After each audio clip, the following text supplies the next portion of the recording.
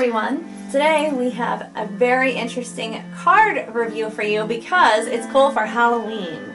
If you're having a gypsy kind of themed party or you're dressed as a gypsy, you need these because they are the Gypsy Witch fortune-telling playing cards. And they're like obviously playing cards, but then they have the card suit and then they have a fortune phrase.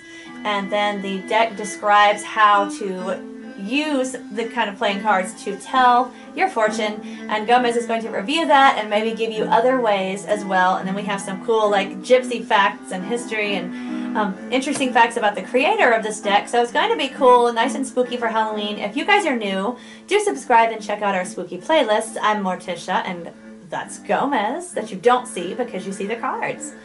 But we're also doing a Halloween song of the day. We're doing a video every day for October. So today our Halloween song of the day is Love Potion Number 9 by The Seekers. It's from the 60s, and I just picked that because it talks about a gypsy giving him his love potion. So I thought that would be cute for this particular deck. So this is supposed to be like similar to a Lenormand deck. And for that reason, you see the meanings here are pretty straightforward and good for beginnings. For beginners, for example, this is card number 42, and it's the Queen of Spades. And the meaning ascribed to it is amour is a sign that someone is looking at you with great love and longing. And below, you might be able to see a little Cupid figure with a heart pierced. Kind of looks cool though because it's kind of quaint and gives it like a hand-drawn sort of aesthetic. Yes, it has an old feel to it. And another card here is the King of Spades.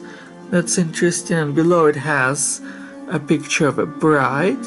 And the meaning ascribed to it here is the bride ensures for a single person the fulfillment of their highest aims when near, if distant, turbulent married life. So enough of those are straightforward like that, and that was the meaning implied by their original creator, who was not Madame Lenormand as could be expected based on their meaning and description and how they are sold, but it was in fact a different person entirely, Professor Alfred F. Seward. He was a relatively unknown occultist of his time. He published several works between 1915 and 1923. And he specialized the most in astrology, and when you read his books on astrology, although they are old-fashioned and somewhat simplified, they read like a passionate work that speaks of his true passion. He wants to bring it to the people, he wants to make it accessible. He had the same design for this card deck. His original book describing them was called Cards Made Easy, also published in 1912. So he was a occultist, he was also a good salesman, and because of that this deck became as popular as it is now. He was noted for his material success by several mainstream reporters in the 50s and the 60s, like some of his material possessions were noted, including his Land Cruiser in an Ohio newspaper. So that's about as much as we know about him, and the fact that he inspired other astrologers after him like Zolar. So he was making those things to be accessible, to be usable. He even wrote this book called Harvesting and Planting that was done with astrology for farmers. So he's trying to bring all of this to the masses. And in a sense, to my mind, that kind of is consistent with the message of the Lenormand cards, because Madame Lenormand also had practical aims to make things really clear, practical ideas, nothing psychological or spiritual, just like what you're supposed to do on the daily level. Of course, her symbols can be read on more than one level, and I think this deck could also be read like that on more than one level. So Professor Seward might or might not have intended it this way, but I suggest that the meanings he ascribes are the basic ones to start with, but they could be expanded further. For example, there was the idea of a cloud, so the basic meaning there was that the cloud symbolizes that something is in the background, something that's going to bother you. Well, it is true if that is your personal association, that clouds could signify something unpleasant. You are a sun person, right? And then you want the sun to stay. So when the cloud comes, it could symbolically represent that your great happy time is over and now the cloud is coming to bother you with something unexpected. But for us, clouds are a lovely day. Exactly. So for us, the association would be opposite. We would be, oh, the sun is back again. Oh, how dreadful. Dreadful. But cloud, oh, we are safe, we are protected, we are sheltered, we feel so free. Not to wear sunblock. Yeah, to go outside, to be ourselves, to be fashionable as we please. So take that into account, I think. In my opinion, you should, because if you just use the meaning ascribed to the cards, you are using what in Kabbalah is known as the most basic interpretation, the pshat. It is plain, it is literal interpretation of what you're seeing, and it could be good to start with. If you don't know where you're going, if you are reading for your client, maybe that's a good meaning to keep in mind to start with, but there are always more levels. What does this symbol mean to you? How does it apply to your life, daily life, general principles? There are general principles behind meaning. It is true in Tarot, it is true in Lenormand, it is true in this deck too. It's kind of like with dream interpretation. A lot of the dream interpretation books give general interpretations, but if somebody dreams about spiders and they don't like spiders, that's a nightmare for them. We like spiders. That would be okay for us. Yes. So it's like the same kind of concept. Exactly. And sometimes even a particular association that does apply to the meaning of the card could be expanded. For example, rapiers are interpreted here as a direct threat. And that could be true, but again, this is the most basic. In truth, many of the French noblemen were training with rapiers outside of the military conditions. That was their school, kind of like their extracurricular activity. Like sport. Yes. So for them, that would not always be true. Sometimes a rapier could be interpreted as a warning sign. It is not something that is threatening you necessarily, but something that you should notice so that it would help you in your longer life. Like a tricky thing to look out for, fencing. Yes. They're going to be fencing with this situation. Yes. And the tree, for example, it is true that it could imply good and health and near flowers and fulfillment of highest hopes. It is all true. But there's more to that truth than that. It could also imply connectedness between unrelated events or seemingly unrelated.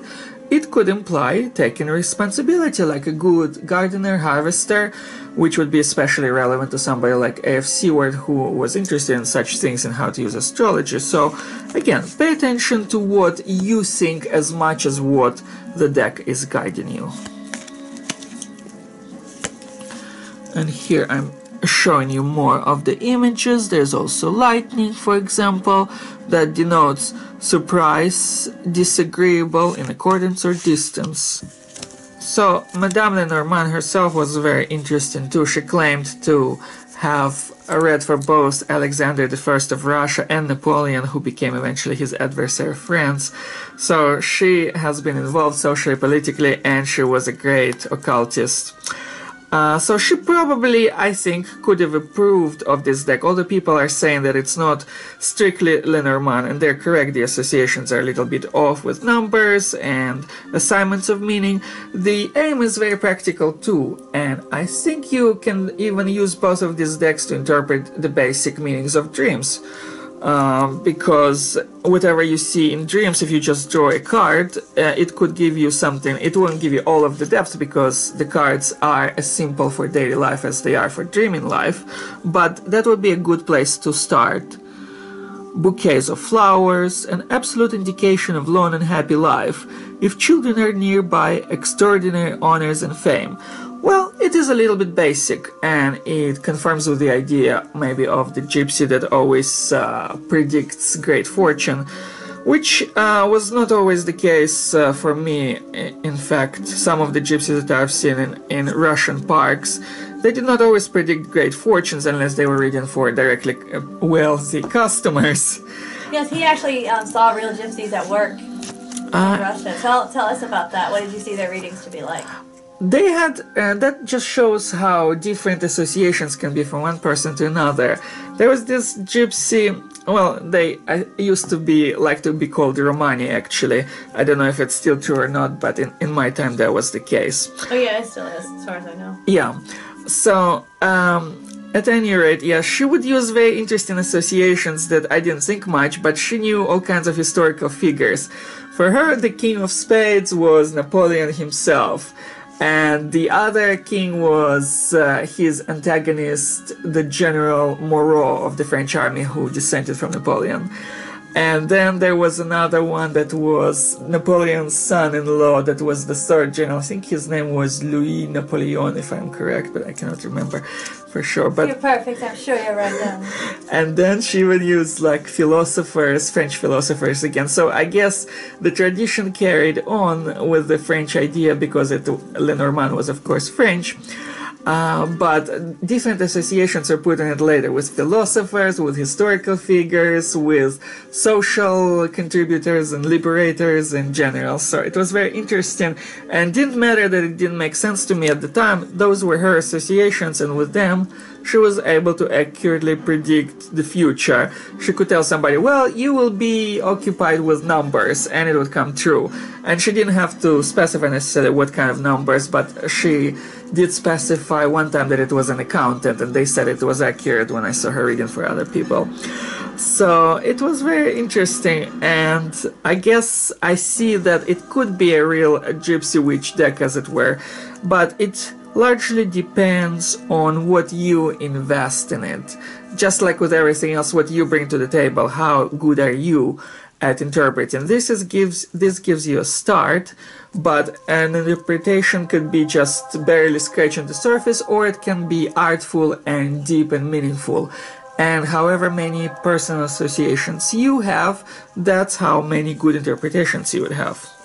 So that's how I always work with tarot. I always ask, or runes, what else could it mean? What does it mean for me? What did this symbol represent in my life? A person, an event, some kind of a lesson, a message, adversity, helpfulness, or both.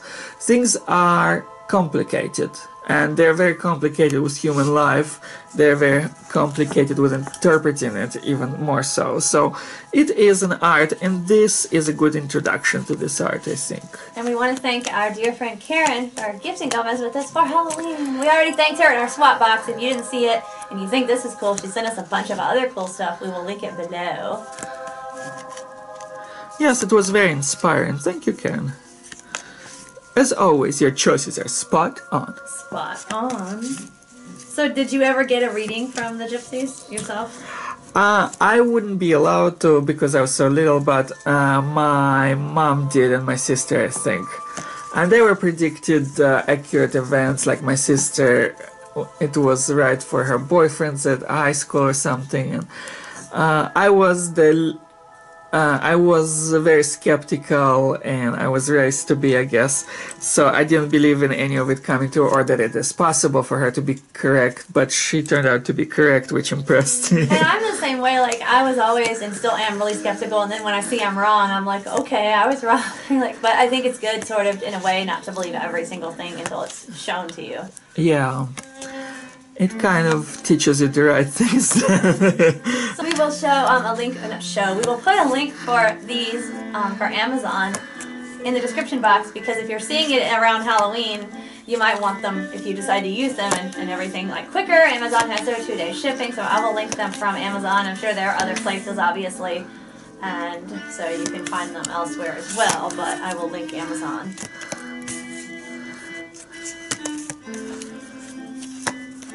So, this has been our review of the Gypsy Witch Fortune Telling Playing Cards by A.F. Seward. Thank you for watching, and join us for more tarot and runes and divination. I have a whole playlist dedicated to them where I review different decks, some brief, some in great detail that is not seen anywhere on YouTube or anywhere else. Yes, he gives really neat tutorials and insights that I don't see even if a lot of people review a deck. We try not to review stuff that other people have already done, because it's like you can find it, but he tries to show something and share things that are interesting, that are different, that other people didn't cover. So we will link that below. And he knows what he's talking about because his readings are always accurate. Thank you, love. And until next time, stay spooky, my friends.